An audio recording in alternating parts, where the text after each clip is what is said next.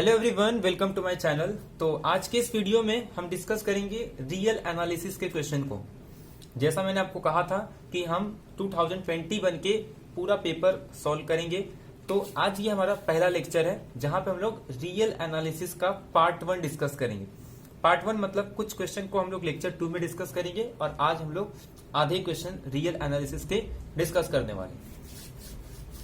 मैंने आपको पिछले वीडियो में बता दिया था कि कैसे किस लेक्चर में हम लोग कौन सा टॉपिक डिस्कस करने वाले। तो आज की इस रियल एनालिसिस में जितने क्वेश्चन होते हैं वो हम डिस्कस कर लेंगे। बचे हुए क्वेश्चन को पार्ट 2 में डिस्कस करेंगे। आई होप आप सभी ने अपना जो मार्क्स वगैरह होगा वो चेक कर लिया होगा। अगर जिसने नहीं किया है तो गूगल फॉर्म पे जाके आप अपना स्कोर देख सकते हो। उसमें कट ऑफ लिखी है, अगर उसके रेंज में आपका आ रहा है तब आपके चांसेस है। अगर उससे ज्यादा आ रहा है तो आप कंफर्म समझ लो, अगर उससे कम आ रहा है वो रेंज से तो दैट मीन्स आपका चांस कम हो जाएगा। मैं ये नहीं कह रहा हूं कि चांस नहीं है, मतलब ये कह सकते हो कि आपके चांसेस कम हो जाएंगे। क्योंकि जब तक ऑफिशियल की नहीं आता तब तक आप ये मत कहना कि आपका कंफर्म हो गया कि नहीं होगा। आपके चांसेस तब तक नहीं रहेंगे जब तक कि आपका रिजल्ट ऑफिशियल नहीं आ जाता। ठीक है, तो हम लोग स्टार्ट करते हैं सॉल्व करना। तो रियल एनालिसिस के क्वेश्चंस को आज हम डिस्कस करेंगे। तो सबसे पहले हम लोग एक एलपीपी का क्वेश्चन डिस्कस करते हैं। क्वेश्चन नंबर, मैं पार्ट सी से बता रहा हूं। मेरे पास पार्ट सी नहीं, सेट सी का क्वेश्चन है मेरे पास। आप क्वेश्चन अपने अकॉर्डिंग देख सकते हैं कि आपके किस पार्ट में होगा। तो क्वेश्चन नंबर 5 जो सेट सी वाले होंगे पेपर 2 के, उनका क्वेश्चन नंबर ये 5 है। तो क्वेश्चन एलपीपी का है, बट हम रियल एनालिसिस में भी कॉन्वेक्स सेट पढ़ते हैं। तो पहले मैं आपको कॉन्वेक्स सेट का डेफिनेशन बता देता हूं। एक बार आप कॉन्वेक्स सेट का डेफिनेशन समझ जाओ, उसके बाद वो क्वेश्चन आपको बहुत ही सिंपल लगेगा। तो क्या होता है कि बात करते हैं आर स्क्वायर के अंदर, क्योंकि आर में तो कनेक्टेड सेट ही होता है, वहां पे हम लोग पाथ कनेक्टेड या कॉन्वेक्स सेट की बात नहीं करते, क्योंकि वहां पे खुद ही रियल लाइन पे तो कोई भी पॉइंट अगर कनेक्टेड हो गया तो वो कॉन्वेक्स पाथ कनेक्टेड सब हो जाता है। तो दैट मीन्स हम लोग कहां बात करते हैं कॉन्वेक्स सेट की, आर स्क्वायर के अंदर। अब कॉन्वेक्स सेट क्या होता है, जैसे कि मैं एक रीजन ले रहा हूं, फॉर एग्जाम्पल ये, अब ये रीजन है, सपोज ये मेरे पास एक सेट हो गया एस। अब इसके किसी भी दो पॉइंट को, अब कोई भी दो पॉइंट ले लो, कैसे भी दो पॉइंट, अब इन दो पॉइंट को ना एक स्ट्रेट लाइन से कनेक्ट करो। इन दो पॉइंट को एक स्ट्रेट लाइन से आपको कनेक्ट करना है, ठीक है। आप एक चीज ऑब्जर्व कर रहे होगे कि जब मैं दो पॉइंट से एक लाइन ड्रॉ कर रहा हूं तो वो पूरी तरीके से इसी सेट के अंदर आ रहा है, सेट को बाहर नहीं जा रहा है। अब एक काम करो, एक पॉइंट आप यहां ले लो, एक पॉइंट आप यहां ले लो और यहां से एक स्ट्रेट लाइन ड्रॉ करो। तो अब क्या हुआ, ये सेट के बाहर चले गया, यानी कि ये जो मैंने एक लाइन कनेक्ट किया है ये पूरी तरीके से इसी सेट के अंदर लाई नहीं कर रहा है। तो इसका मतलब ये हो गया कि S is not a convex set. ये एक कॉन्वेक्स सेट नहीं हो सकता, क्योंकि कॉन्वेक्स सेट का डेफिनेशन ये है कि उसके किसी भी दो पॉइंट को आप स्ट्रेट लाइन से कनेक्ट कर सकते हो। मतलब एक पाथ बनाना है, जो पाथ क्या होना चाहिए आपका, एक स्ट्रेट लाइन होना चाहिए। तो एक स्ट्रेट लाइन से अगर आप हर दो पॉइंट को कनेक्ट कर पा रहे हो, हर दो पॉइंट को, जैसे यहाँ पे कुछ पॉइंट तो कनेक्ट हो रहा है, बट यहाँ के जब मैं पॉइंट लेना स्टार्ट किया, आपको एक भी ऐसा लाइन मिल जाएगा जो उस सेट के दो पॉइंट को कनेक्ट करता है बट वो सेट के बाहर लाई कर रहा है। दैट मीन्स वो सेट कभी भी कॉन्वेक्स सेट नहीं हो सकता। तो यहां से आपको डेफिनेशन क्लियर हो जाएगा कि किसी भी सेट को कॉन्वेक्स सेट कब कहते हैं, जब उस सेट के हर दो पॉइंट को आप एक स्ट्रेट लाइन से कनेक्ट कर सकते। तो यहां पे जो रोल है वो ग्राफ का है कि आपको ग्राफ प्लॉट करने आना चाहिए। क्वेश्चन ये दिया था, क्वेश्चन नंबर 5 में आपको लिख रहा हूं कि which of the following sets are convex set. ठीक है, which of the following sets are convex set. Option 1 था आपके पास कि वो सारे order pair such that y is equal to x, मतलब एक स्ट्रेट लाइन। सेकेंड आपको दिया था कि वो सारे ऑर्डर पेयर सच दैट कि y is less than is equal to mod x। और थर्ड आपको दिया है वो सारे ऑर्डर पेयर सच दैट कि y की value greater than X square. अब ये क्वेश्चन है, अब इसमें से कौन सा सेट आपका कॉन्वेक्स सेट है, आपके पास स्टेटमेंट है, अब इसमें से हमको आइडेंटिफाई करना है। ठीक है, तो ये आपके पास एक लाइन का ग्राफ है, ये भी एक इसे कह सकते हो कि स्ट्रेट लाइन ही है, बट स्ट्रेट लाइन के लोअर पार्ट, तो इसको हम लोग बनाएंगे ये क्या आएगा, और y greater than X square, यानी कि पैराबोला के ऊपर वाला पार्ट, अपर पार्ट। तो एक एक करके हम लोग इसका ग्राफ प्लॉट करते हैं। तो जो फर्स्ट वाला है वो कह रहा है हमको कि एक सिंपल आपको एक क्या बनाना है, y is equal to X, एक स्ट्रेट लाइन है। तो ये मेरे पास हो गया एक स्ट्रेट लाइन का ग्राफ, ठीक है, जो कि ओरिजिन से पास हो रहा है। सेकेंड में क्या कह रहा था कि y की value less than mod x है। अब मॉड एक्स की दो वैल्यू होगी कि अगर ये ग्रेटर देन जीरो है तो y is equal to X, अगर लेस देन जीरो है तो y is equal to minus X. और इसका मतलब इसका लोअर पार्ट मतलब ये वाला आ जाएगा। तो जो आपका रीजन है ये वाला पार्ट, ये पूरा आपका रीजन आ जाएगा। थर्ड की बात करूं तो थर्ड आपका कह रहा है कि y is greater than X square. तो इस ग्राफ को जब प्लॉट करोगे तो ये आपका एक पैराबोला होता है y is equal to X square, और ये कह रहा है आपको इसका अपर पार्ट लेना है। अब देखो ये तो खुद ही एक स्ट्रेट लाइन है। अब स्ट्रेट लाइन के हर दो पॉइंट को आप कनेक्ट कर सकते हो, कोई दिक्कत नहीं। तो ये सेट आपका कॉन्वेक्स सेट हो गया। सेकेंड में क्या कह रहा है कि y is less then mod x, तो ये आपके सामने ग्राफ आ गया। अब अगर यहाँ का कोई भी दो पॉइंट लो तो आप उसको कनेक्ट कर सकते हो, वो सेट के बाहर नहीं जा रहा है। लेकिन अब एक पॉइंट यहाँ से ले लो और एक पॉइंट यहाँ से ले लो, जब आप इसको एक स्ट्रेट लाइन से ड्रॉ करोगे तो ये आपको दिखेगा कि ये सेट के बाहर चले गया। तो जब कोई भी ऐसा एक भी आपको ऐसा लाइन मिल जाए जो इसके सेट के दो पॉइंट को कनेक्ट कर रहा है और वो सेट के बाहर चले गया, वो लाइन लाई कर रहा है सेट के बाहर, दैट मीन्स ऐसा सेट आपका कॉन्वेक्स सेट नहीं हो सकता। अब ये वाला पार्ट देखो, अब इसके किसी भी दो पॉइंट को आप कनेक्ट कर सकते हो। आप कोई भी दो पॉइंट ले लो, ये सेट हमेशा कॉन्वेक्स सेट आएगा।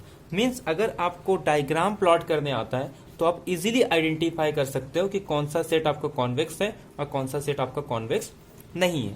अब ये जो क्वेश्चन है रियल एनालिसिस में बहुत क्वेश्चन आता है, क्योंकि अब जो आपका जो नेक्स्ट एम है वो CSIR नेट है। तो CSIR नेट के जब आप क्वेश्चन सॉल्व करोगे तो आपको वहां कॉन्वेक्स सेट के क्वेश्चंस मिलेंगे, आपको कनेक्टेड सेट के क्वेश्चंस मिलेंगे, आपको वहां पे पाथ कनेक्टेड के मिलेंगे। तो ये चीजें आपको क्लियर होनी चाहिए, ताकि ऐसा नहीं कि आप जो एग्जाम हो चुका है उसके पॉइंट ऑफ व्यू से पढ़ो। अब आप जो सॉल्व कर रहे हो ना, इसका मेन एम ये है कि ताकि आप जब नेक्स्ट टाइम कोई और पेपर दो तो आपसे ये मिस्टेक नहीं होना चाहिए, क्योंकि इसमें बहुत सारे ऐसे क्वेश्चन हैं जो नेट से उठा के डाले गए हैं और कुछ क्वेश्चन प्रीवियस ईयर के हैं। तो मतलब इस लेवल का क्वेश्चन आपको नेट पे भी मिलने वाला है। तो इसमें जो ऑप्शन था आपका फर्स्ट एंड थर्ड ऑप्शन आपका करेक्ट आ जाएगा। तो आप चेक कर सकते हो कि इसमें जो आपका ऑप्शन नंबर सी है वो करेक्ट हो गया। तो ये हो गया क्वेश्चन नंबर 1। अब क्वेश्चन नंबर 2 से पहले एक सीक्वेंस का क्वेश्चन आया था, पार्ट सी वाले का। ये क्वेश्चन नंबर 7 है, आप अपना क्वेश्चन देख सकते हैं। सीक्वेंस का क्वेश्चन आया था। अब ये क्वेश्चन में पहले मैं आपको एक रिजल्ट बता देता हूं। मैंने आपको कन्वर्जेंट का डेफिनेशन बताया बहुत बार, और आपको पता भी होगा कि कन्वर्जेंट का डेफिनेशन क्या होता है। मान लो एक कोई सीक्वेंस ले रहा हूं मैं, let xn be a sequence of real number. ठीक है, एक सीक्वेंस ऑफ रियल नंबर है।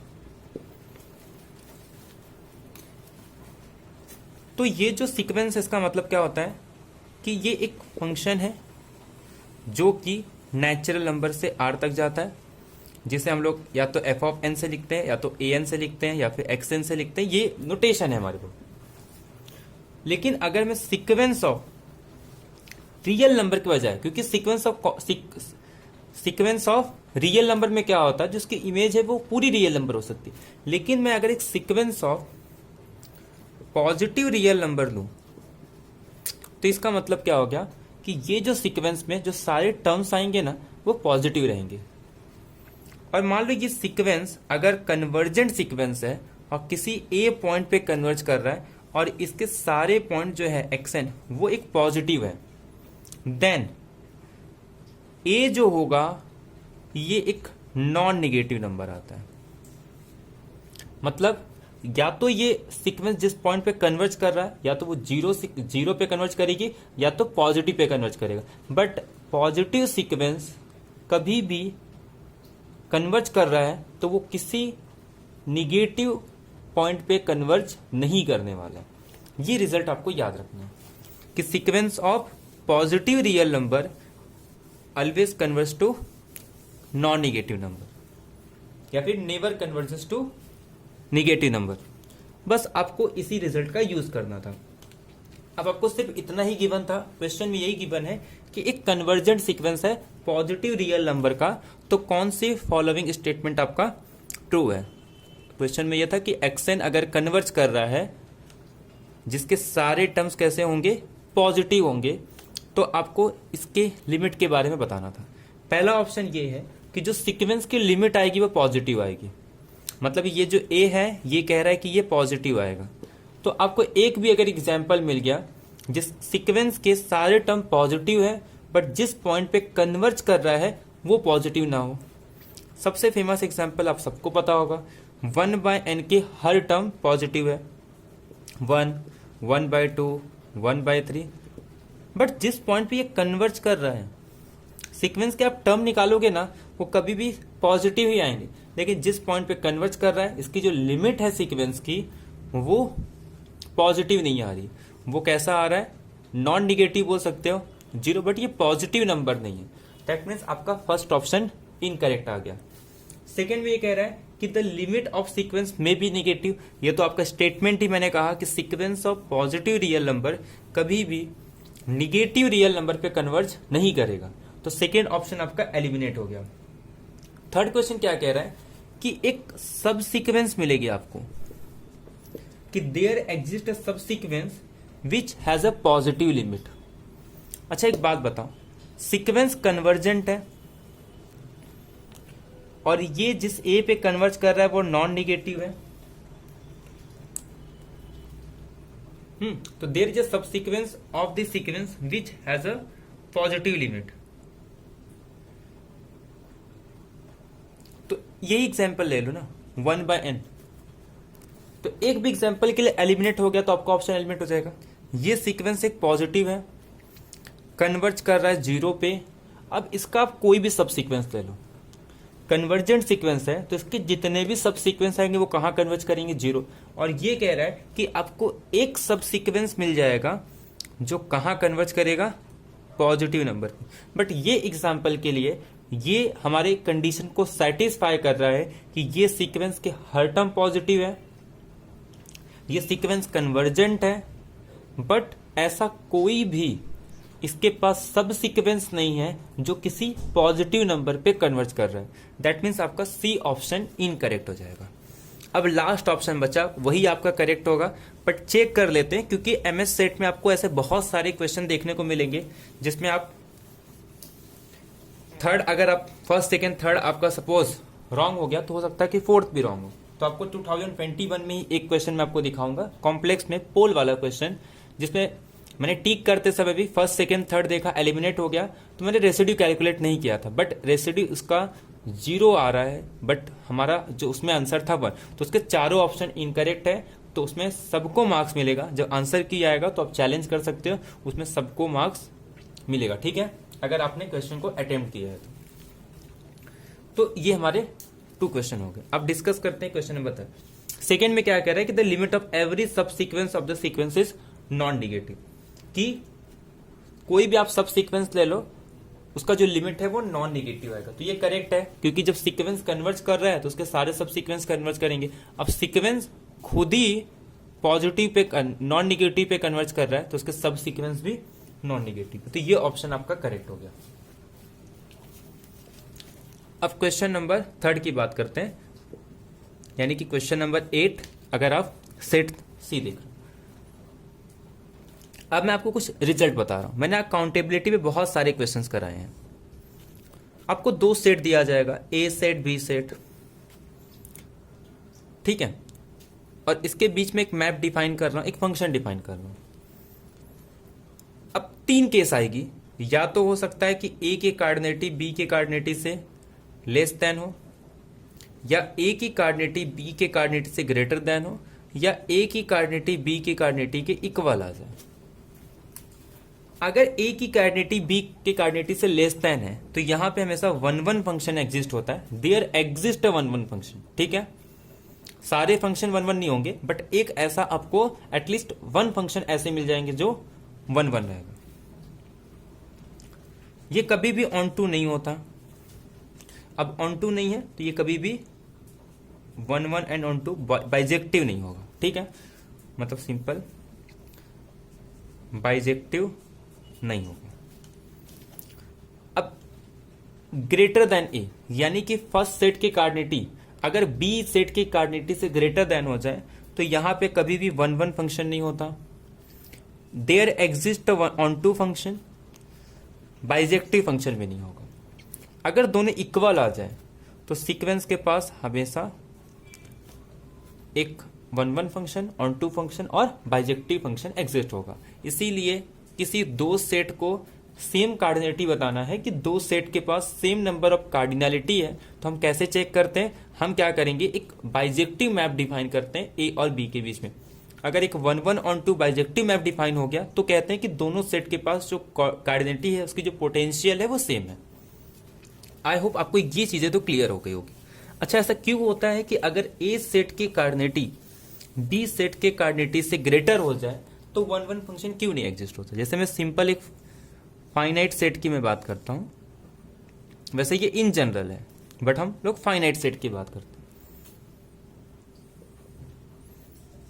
तो यहां पे क्या हो रहा है, ए सेट की कार्डिनलिटी 3 ये ग्रेटर है 2 से, जो कि बी सेट की कार्डिनलिटी है। पहली बात तो ये फंक्शन है तो मुझे फंक्शन के भी रूल को फॉलो करना है, साथ ही साथ 1-1 फंक्शन के। 1 को मैं सपोज 1 पे भेज रहा हूं तो 2 के पास चॉइस क्या है 2। अब क्योंकि ये फंक्शन है तो मुझे अब 3 को किसी ना किसी के पास तो भेजना पड़ेगा। अब अगर मैं 2 के पास भेज दूं तो 1-1 नहीं है, बट जो चीज ऑलरेडी लेके चल रहे उसको तो कुछ नहीं कर सकते क्योंकि ये फंक्शन तो होना चाहिए, क्योंकि अगर फंक्शन नहीं है तो 1-1 ऑन टू चेक ही नहीं करेंगे। दैट मीन्स आपको यहां से ये पता चल गया कि जब भी ए सेट की कार्डिनलिटी बी सेट के कार्डिनलिटी से ग्रेटर हो तो वहां पे 1-1 फंक्शन एग्जिस्ट नहीं होता। इसे हम लोग कहते हैं पिजन होल प्रिंसिपल का भी यूज करते हैं कि अगर कोई आपके पास number of object number of boxes से ज्यादा हो तो एटलीस्ट एक बॉक्स ऐसी रहेगी जिसमें 2 या उससे ज्यादा ऑब्जेक्ट आपको मिल जाएंगे। देखो यहाँ पे 2 ऑब्जेक्ट मिल गए इसको, क्यों, क्योंकि number of object number of boxes से ज्यादा है। तो ये हम लोग पिजन होल प्रिंसिपल की हेल्प से प्रूव करते हैं कि अगर फंक्शन ए सेट की कार्डिनलिटी बी सेट के कार्डिनलिटी से ग्रेटर है, there does not exist any 1-1 function. I hope आपको ये कॉन्सेप्ट क्लियर हो गया। अब इसका यहां यूज कैसे किया है, देखो आपको पता होगा ये लॉजिक कि क्यू की कार्डिनलिटी कितनी होती है, अलिफ नॉट, मतलब ये सब काउंटेबल सेट है। और नेचुरल नंबर किसकी कार्डिनलिटी है, सॉरी अलिफ नॉट किसकी कार्डिनलिटी, नेचुरल नंबर की। तो नेचुरल नंबर हो गया, क्यू हो गए, इंटीजर्स हो गए, इवन नेचुरल नंबर। तो ये सारे सेट फाइनाइट है बट इन्हें हम काउंटेबली इनफाइनाइट कहते हैं, डिन्यूमरेबल सेट कहते हैं, इन्यूमरेबल सेट कहते हैं, या फिर एटमोस्ट काउंटेबल सेट कहते हैं, ठीक है।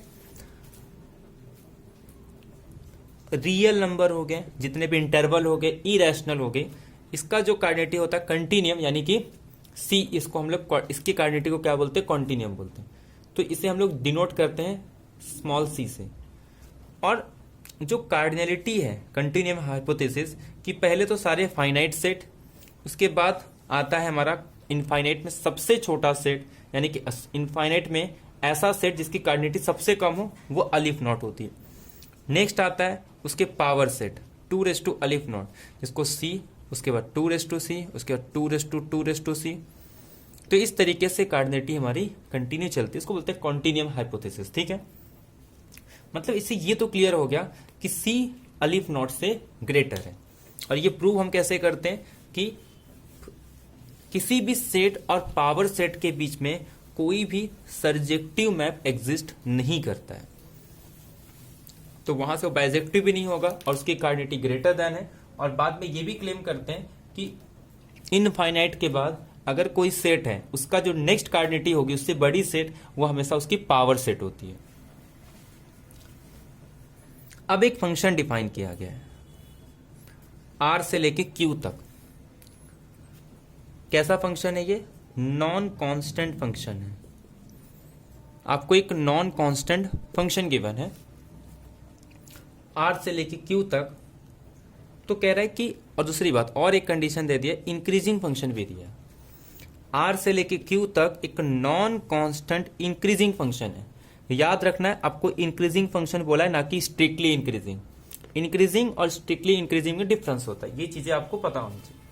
अब आर से लेके क्यू तक एक स्ट्रिक्टली इंक्रीजिंग फंक्शन, अरे सॉरी, सिर्फ इंक्रीजिंग फंक्शन गिवन है, यानी ये कह सकते हो कि मोनोटोन फंक्शन आपको गिवन है। मोनोटोन इंक्रीजिंग फंक्शन आपको गिवन है। स्ट्रिक्टली मोनोटोनिक नहीं, जस्ट आपको मोनोटोनिक इंक्रीजिंग फंक्शन गिवन है। जैसे फॉर एग्जांपल कांस्टेंट फंक्शन ले लो, कांस्टेंट फंक्शन इंक्रीजिंग है, न कि स्ट्रिक्टली इंक्रीजिंग है।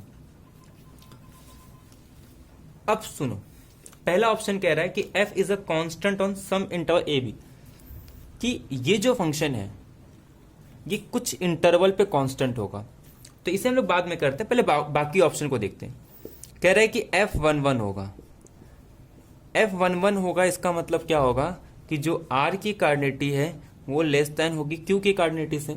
बट अभी हम देख के आए ना कि r की जो कार्डिनलिटी है वो q के कार्डिनलिटी से ग्रेटर है। इससे क्या क्लियर हो गया कि ये पॉसिबल नहीं है। इसमें ऑन टू पॉसिबल है बट 1-1 पॉसिबल नहीं है। तो आपका ये ऑप्शन इनकरेक्ट आ गया।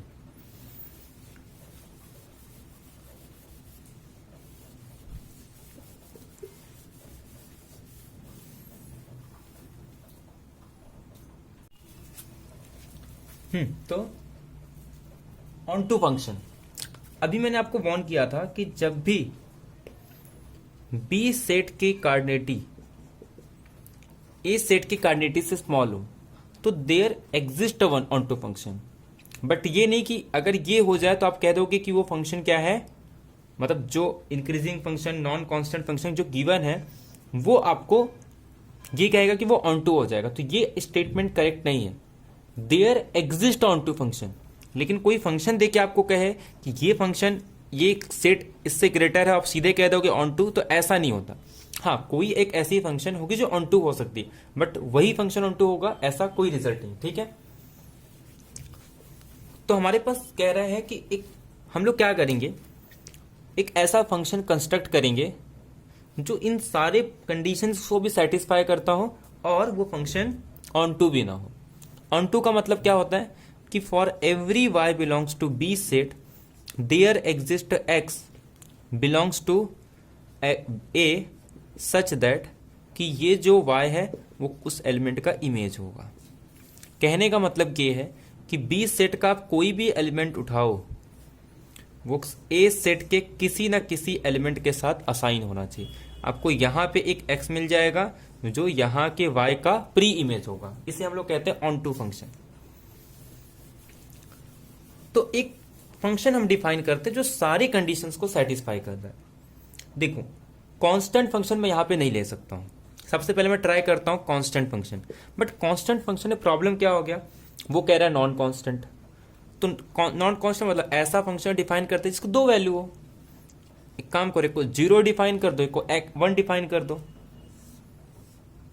अब इसमें देखो कहां से कहां तक कह रहा है, आर से लेके क्यू तक कह रहा है, पूरे आर पे डिफाइन है। तो मतलब x बिलोंग्स टू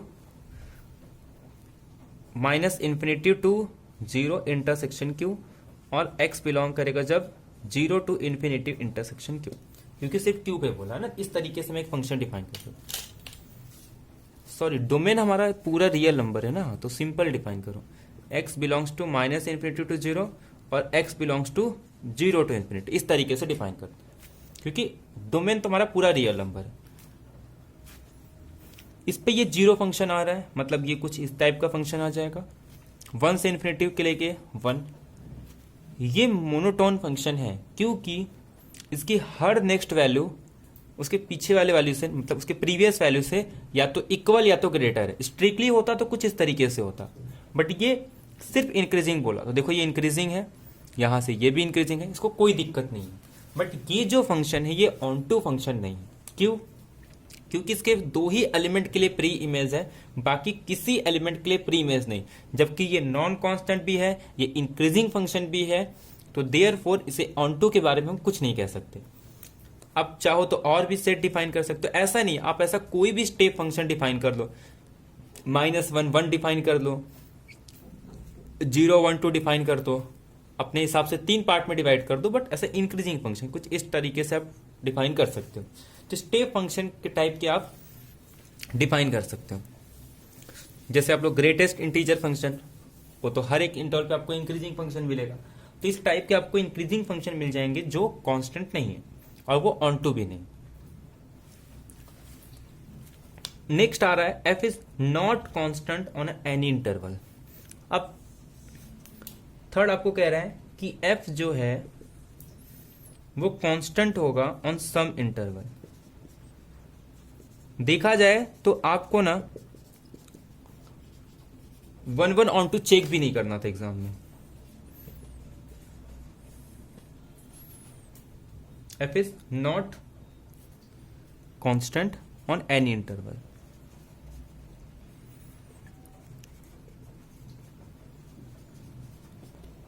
सिलॉक्स पार्ट 1 में आता है, उसमें हम लोग ये कॉन्सेप्ट यूज करते हैं कि कोई चीज, दोनों चीजें एक साथ नहीं हो सकती। ये कह रहा है कि f is a constant on some interval. अगर ये नहीं होगा तो इसका मतलब ये होगा कि f किसी भी इंटरवल पे कांस्टेंट नहीं है। मान लो ये नहीं होगा कि f किसी भी इंटरवल पे कांस्टेंट नहीं, मतलब ये हो गया, तो दोनों में से एक ही स्टेटमेंट ट्रू हो सकती है। तो b और c में से तो आपका एक भी ऑप्शन नहीं आता, क्योंकि इन दोनों में से तो एक का होना ट्रू है। जैसे मैं कह रहा हूं a union b is equal to कोई x है, ठीक है, अरे क्या बोल रहा हूं, मतलब कैसा, दो चीजें हैं, या तो ये होगा या तो बी होगा, और ये पूरा मिला के ये, बाकी और कुछ नहीं है आपके पास। तो अगर कोई पर्सन है इस रूम में रह रहा है, ठीक है, कोई पर्सन इस इतने में रह रहा है, अब कह रहा है वो या तो यहां पे है या तो ये यहां पे नहीं है, ठीक है, मतलब या तो, अब ये मतलब दोनों में से एक ही रूम है। अब सीधी सी बात है, अब ये इतना ही रूम है, या तो पर्सन यहां रहेगा, अब इस यहां पे नहीं तो इसका मतलब यहां होगा। तो ये दो स्टेटमेंट कुछ इसी टाइप के हैं कि अगर वो दोनों एक दूसरे के खिलाफ है, मतलब इसमें ये कह रहा है कि वो किसी भी इंटरवल पे कांस्टेंट नहीं होगा। अब जैसे मान लो ये स्टेटमेंट नहीं होगा, तो इसका मतलब क्या है कि f किसी भी इंटरवल पे कांस्टेंट नहीं है, तो ये स्टेटमेंट आ गया। अगर इसका निगेशन ले लोगे तो ये आ जाएगा, मतलब ये इसका निगेशन है, ये इसका निगेशन है। तो यहां से ये हो गया कि दोनों स्टेटमेंट कभी भी साथ में ट्रू नहीं हो सकते, और ना ही दोनों एक स्टेटमेंट साथ में फॉल्स हो सकते हैं। तो इसमें से आपका एक ऑप्शन करेक्ट होगा। तो अगर आप एग्जाम में ये थोड़ा दिमाग लगाए होते तो आपको बी सी चेक करने की जरूरत नहीं थी। प्रॉब्लम कहां होता है, इंक्रीजिंग फंक्शन देख के आप डायरेक्ट उसको 1 1 बता देते हो, यहां पे प्रॉब्लम होता है। अब क्या करो, ये आपको कह के आ रहा है कि f is not constant on any interval. मान लेता हूं वो किसी भी इंटरवल पे कांस्टेंट नहीं है, इसका मतलब क्या है, सिंगलटन सेट भी एक इंटरवल है। तो मान लो मैं सिंगलटन सपोज इस टाइप को कुछ ले रहा हूं, ठीक है, सिंगल पॉइंट पे। तो सिंगल पॉइंट पे अगर वो कांस्टेंट नहीं है, इसका मतलब क्या होगा, यहां पे है, फिर नेक्स्ट वैल्यू ऐसे जाएगी, फिर नेक्स्ट वैल्यू ऐसे, मतलब वो डिफरेंट वैल्यू आएगी, क्योंकि किसी भी इंटरवल पे कांस्टेंट नहीं आ रहा है ना। तो किसी भी इंटरवल पे अगर वो कांस्टेंट नहीं आ रहा है, मतलब उसकी हर वैल्यू क्या होगी, या तो एक दूसरे से ग्रेटर होगी या तो नेक्स्ट वाले से लेस देन होगी, मतलब वो कुछ इंक्रीजिंग टाइप का बन जाएगा। तो इंक्रीजिंग टाइप का हो जाएगा, बट वो पहले ही कह रहा है वो इंक्रीजिंग फंक्शन तो नहीं हो सकता। तो इसका मतलब ऐसी कुछ तो इंटरवल मिलेगी जिसपे उसको कांस्टेंट होना पड़ेगा। अगर वो किसी भी इंटरवल पे कांस्टेंट नहीं आ रहा है, अगर मुझे ऐसा कोई इंटरवल नहीं मिल रहा है जिसपे वो कांस्टेंट है, तो इसका मतलब वो इंक्रीजिंग फंक्शन हो जाएगा, और ये स्टेटमेंट हमारा ट्रू नहीं हो सकता। तो आपका ए स्टेटमेंट करेक्ट आ जाएगा। अब नेक्स्ट क्वेश्चन देखते हैं।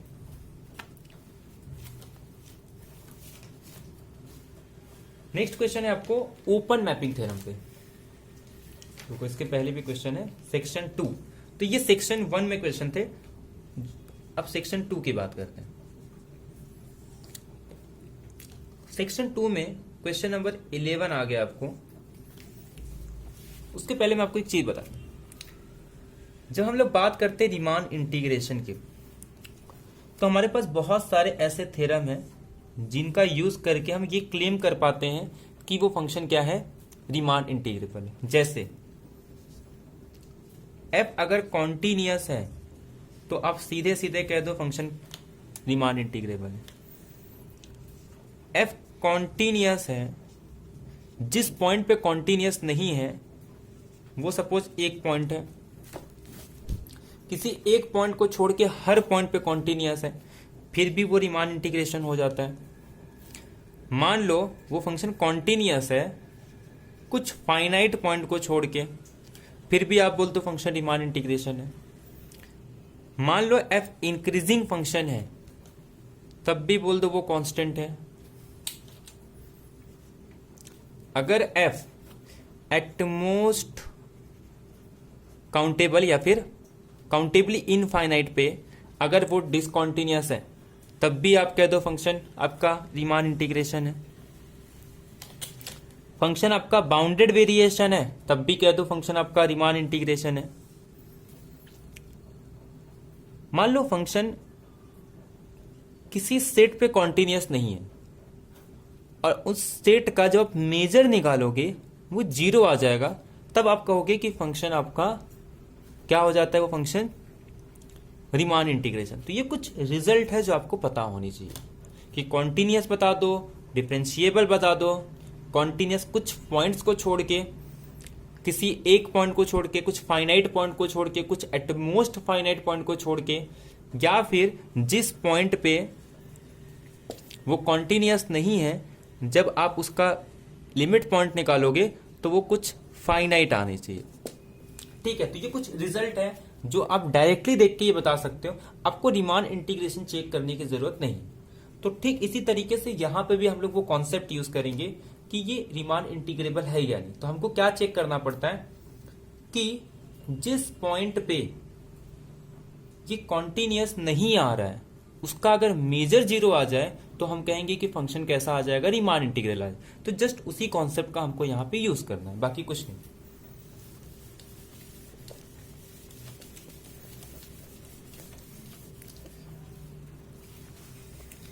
देखो f of X Y is equal to 1 और इसकी वैल्यू 0 है।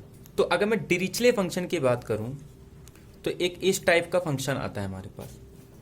हम लोग क्या कहते हैं, जैसे देखो ये x बिलोंग्स टू q, ये x doesn't belongs to q। ये x बिलोंग कर रहा है q को और ये x बिलोंग कर रहा है 0 को।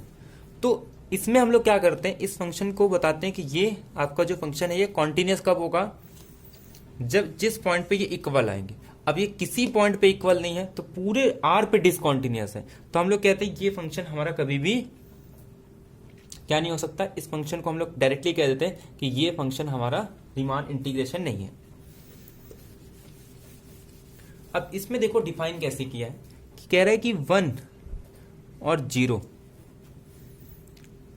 x बिलोंग करेगा q को या फिर y बिलोंग करेगा q को, और ये इसमें कह रहा है अदरवाइज।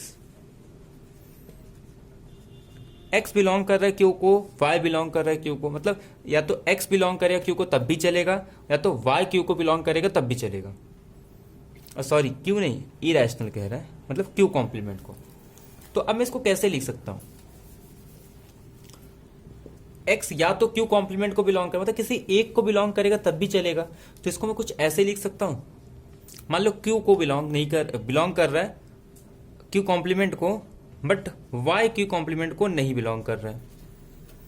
या फिर मैं कैसे लिख सकता हूं कि जो x है वो q कॉम्प्लीमेंट को नहीं बिलोंग कर रहा है लेकिन y q कॉम्प्लीमेंट को बिलोंग कर रहा है। या फिर मैं ऐसे लिख सकता हूं कि x भी q कॉम्प्लीमेंट को नहीं बिलोंग कर रहा है, y भी q कॉम्प्लीमेंट को, x भी q कॉम्प्लीमेंट को बिलोंग कर रहा है और y भी कॉम्प्लीमेंट, इरेशनल दिया, रैशनल नहीं दिया। मतलब या तो दोनों इरेशनल को बिलोंग करे या फिर एक एक इरेशनल को बिलोंग करे। अब बचा 0, तो ये तभी आएगा जब दोनों के दोनों इरैशनल को नहीं बिलोंग करते, मतलब दोनों रैशनल को बिलोंग करें। अब देखो, अब किसी भी साइड से लिमिट अप्रोच करो, इसकी वैल्यू 1 आ रही है, यहां से भी 1 आ रहा है, यहां से भी 1 आ रहा है, 1 है। बट जिस पॉइंट पे 1 नहीं आ रहा है वो क्या है, Q Q, Q cross Q, मतलब इस पॉइंट पे वो 0 आ रहा है। अगर जिस पॉइंट पे ये 0 आ रहा है मतलब बाकी हर जगह कॉन्टिन्यूस होगा, जिसको जहां दिक्कत आ रहा है, एक काम करता हूं उस पूरे सेट में से इसको मैं निकाल दे रहा हूं, मतलब पूरे R² में से मैं एक काम कर देता हूं, इस सेट को निकाल देता हूं, क्यू क्रॉस क्यू, जहां पे ये 0 नहीं आ रहा है। अब मैं इसका मेजर निकालता हूं, क्यू क्रॉस क्यू, क्यू कैसा है, काउंटेबल सेट है, ये भी काउंटेबल सेट है। हमारे पास एक रिजल्ट है, अगर कोई सेट काउंटेबल है और जब आप उसका मेजर निकालने जाओगे तो उसका मेजर कितना आ जाता है, 0 आ जाता है। तो देयरफॉर इससे आपका ये ट्रू हो गया कि ये रीमान इंटीग्रेबल, या फिर ये इसे हम लोग इंटीग्रेट कर सकते हैं। इसमें ऐसा कुछ दिया नहीं है रीमान इंटीग्रेशन, जस्ट आपको एरिया फाइंड आउट करना। वैसे भी एरिया तो फाइंड आउट करने की आपको जरूरत नहीं है, फंक्शन आपको 1 दिया है, 0 को रिमूव कर दो, एक 1 से लेके 1 तक, एक 1 से लेके 1 तक, सिंपल एक स्क्वायर है, इसका एरिया 1 आता है। कैलकुलेट करोगे तब भी वही आएगा। बाकी आपको क्लियर हो गया ना, आपको एरिया तो ऑलरेडी गिवन है, आपको जस्ट ये चेक करना था कि ये डिफाइन हो रहा है या डिफाइन नहीं हो रहा है। तो ये आपका क्वेश्चन नंबर 11। आई होप आपको ये क्वेश्चन क्लियर हो गया होगा। क्वेश्चन आपके पास है क्वेश्चन पेपर, आप उसमें क्वेश्चन देख सकते हो, क्योंकि जो मैं बता रहा हूं आपको पता होगा, आपने क्वेश्चन तो देखा ही होगा। नेक्स्ट क्वेश्चन की बात करते हैं, क्वेश्चन नंबर 12 की। ठीक है, सेट 2, अरे सेट सी का क्वेश्चन नंबर 12। देखो इसमें क्या कह रहा है, इंप्लिसिट फंक्शन थ्योरम होता है।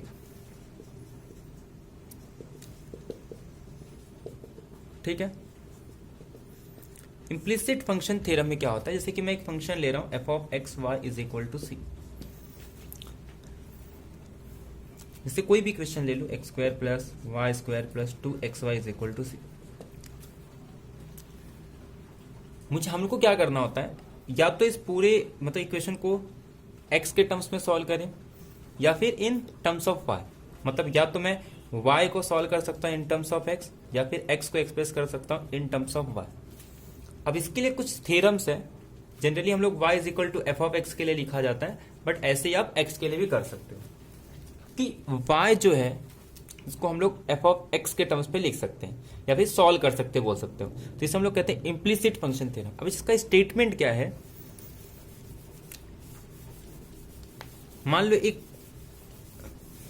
आपको एक एफ ऑफ एक्स वाई सी ये गिवन दिया हुआ, ठीक है,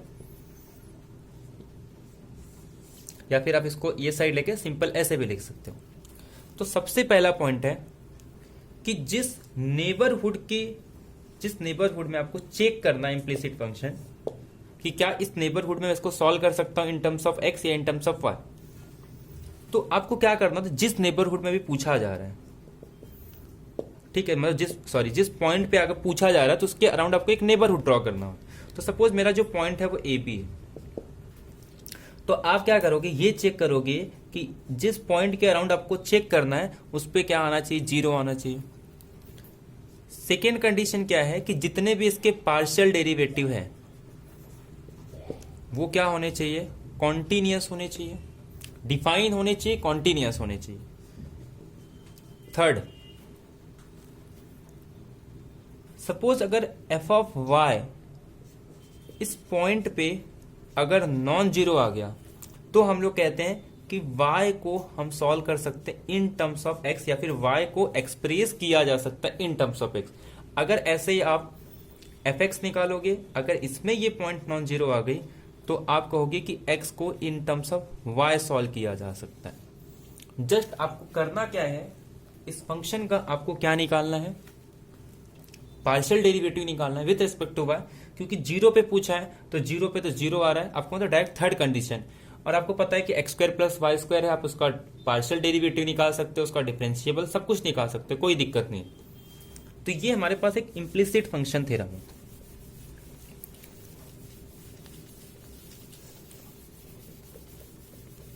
इसके हेल्प से हम लोग बाद में inverse function theorem, implicit function theorem, काफी बहुत बड़े बड़े प्रूफ होते हैं इसके, कम से कम 5 से 6 पेज का इसका प्रूफ होता है, इम्प्लिसिट फंक्शन और एक इनवर्स फंक्शन थ्योरम का, जब हम लोग मल्टीवेरिएबल डिस्कस करते हैं।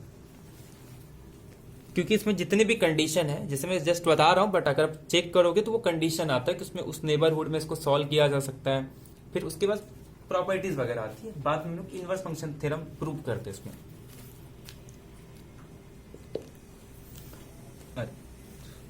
अब गिवन क्या दिया है आपको, F of X Y is equal to X square plus Y square minus 4y, और जो आपको ए बी दिया है वो ओरिजिन गिवन है, दैट इज 0 0। आपको करना क्या है, पहले तो ये चेक करना है कि 0 पुट करने पे क्या आना चाहिए, 0 आना चाहिए, सबसे पहला स्टेप। आप जब इस पे 0 पुट करोगे तो ये वैल्यू आपकी 0 आ जाएगी। क्लियर है। सेकेंड, इसका पार्शियल डेरिवेटिव निकालोगे with respect to X, with respect to Y, वो कॉन्टिन्यूस ही आएगा, तो कोई दिक्कत नहीं। अब डायरेक्ट थर्ड कंडीशन यूज करो, एक बार y के रिस्पेक्ट में निकालो, एक बार x के रिस्पेक्ट में। जब आप y के रिस्पेक्ट में निकालोगे तो ये आ जाएगा 2y माइनस 4।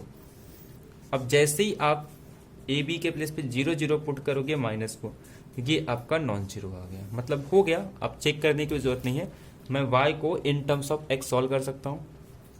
अगर ये आप निकाल रहे हो सपोज, तो ये आपका आ जाएगा 2x, और जैसे ही आप इस पे 0 पुट करोगे 0 0, तो ये आपका 0 आ जाएगा, मतलब x को y के टर्म्स में सॉल्व नहीं किया सकते। तो आपका ये ऑप्शन करेक्ट आ जाएगा, दैट इज कि y वेरिएबल को हम एक्सप्रेस कर सकते हैं x के फंक्शन में, यानी कि y is equal to F of x। तो आई होप ये क्वेश्चन आपको क्लियर हो गया होगा। बहुत ही सिंपल क्वेश्चन था ये। एक क्वेश्चन हम लोग और डिस्कस करते हैं, उसके बाद इस लेक्चर को यही एंड करते हैं। एक्चुअल में ये जो 2 क्वेश्चन हमने डिस्कस किया, ये मल्टी वेरिएबल का क्वेश्चन था। अब एक ऐसे ही ओपन मैपिंग थ्योरम करके होता है, तो हमको ओपन मैपिंग थ्योरम डिस्कस करना है। अब ये ओपन मैपिंग थ्योरम होता क्या है, आपने कॉम्प्लेक्स में पढ़ा होगा। ओपन मैपिंग थ्योरम क्या पढ़ा था कि अगर एक नॉन कांस्टेंट एनालिटिक फंक्शन है, पहला कंडीशन क्या, नॉन कांस्टेंट एनालिटिक फंक्शन है। आपको एक्चुअली यही थ्योरम देखने को हर जगह मिलेगा कि अगर एक नॉन कांस्टेंट एनालिटिक फंक्शन है, आप एक ओपन सेट लो, उसका इमेज हमेशा ओपन होता है।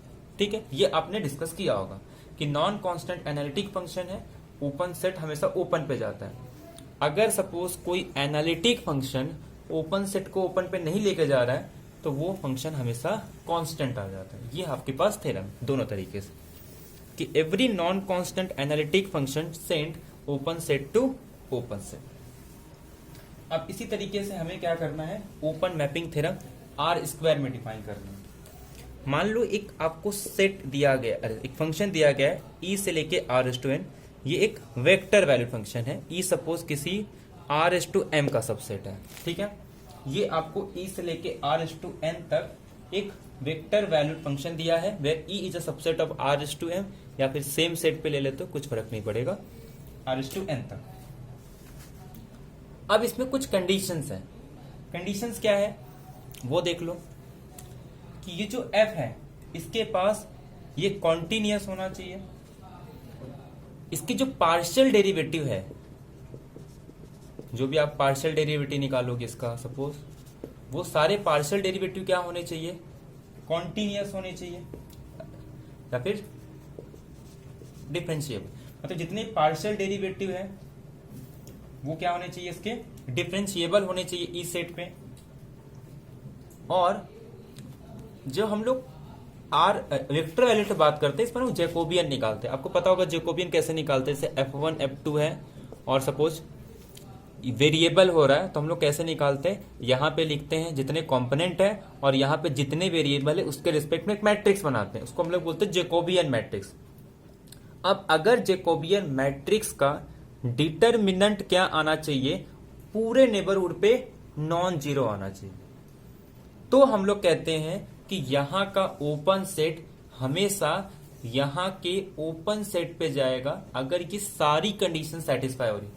पहला कंडीशन क्या है, एफ कॉन्टिन्यूअस होना चाहिए, उसके पार्शियल डेरिवेटिव डिफरेंशिएबल होने चाहिए, फंक्शन 1 1 होना चाहिए, और जो उसका जैकोबियन मैट्रिक्स आएगा उसका डिटर्मिनेंट नॉन जीरो आना चाहिए।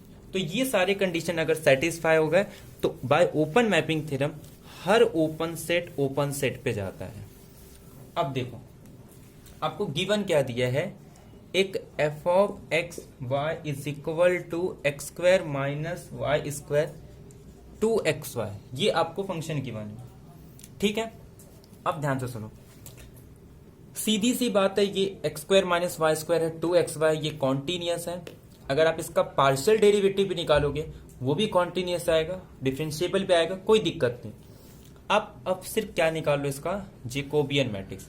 कितने वेरिएबल हो रहे हैं, 2 वेरिएबल, तो मतलब आपके पास कॉलम कितने होंगे 2, कितने कंपोनेंट है 2, तो रो भी कितने आ जाएंगे 2। F1 क्या है हमारे पास, ये F1 है, ये हमारे पास F2 है। F1 को जब मैं x के रिस्पेक्ट में करूंगा तो 2x आ रहा है, F1 को जब मैं y के रिस्पेक्ट में करूंगा तो -2y आ रहा है।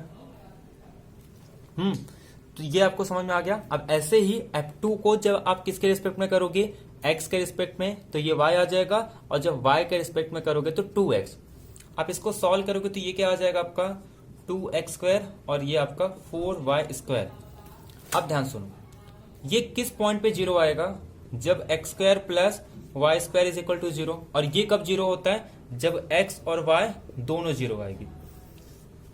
तो मतलब ये जो है, ऐसा कोई भी नेबरहुड ले लो जिसमें जीरो यानी कि ओरिजिन इंक्लूड कर रहा है, X Y is equal to 0 0, उस नेबरहुड पे ये ओपन मैपिंग थ्योरम नहीं सेटिस्फाई करेगा क्या, ठीक है। तो अब मैं अपना नेबरहुड देखता हूं, ओपन मैपिंग थ्योरम को अप्लाई करता हूं।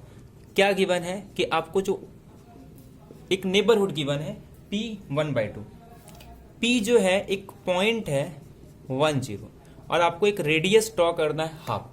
मतलब ये कि इस पॉइंट पे खड़े होके आपको एक हाफ रेडियस का एक नेबरहुड ड्रॉ करना है, या फिर एक इमेज, मतलब एक बॉल है यानी कि एक ओपन नेबरहुड है। अब सीधी सी बात है, ये इसमें जीरो इंक्लूड नहीं कर रहा है, इसका मतलब इस नेबरहुड पे वो ओपन मैपिंग थ्योरम के सारे कंडीशंस को सेटिस्फाई कर रहा है। तो इसका इमेज क्या होना चाहिए, ओपन होना चाहिए। जस्ट आपको ये थ्योरम पता होना चाहिए। बाकी एग्जाम में क्वेश्चन आप डायरेक्ट कर सकते हो कि ये आपको ओपन सेट गिवन है, सीधे सीधे दिख रहा है कि फंक्शन कंडीशन सेटिस्फाई कर रहा है। जस्ट आपको क्या करना था, वो जैकोबियन निकाल के चेक करना था कहीं इस नेबरहुड पे वो पॉइंट ना आ जाए जिसपे वो जीरो आ रहा था।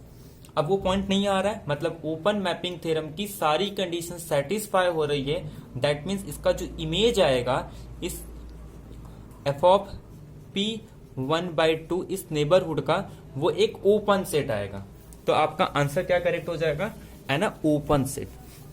The image of open ball is open set.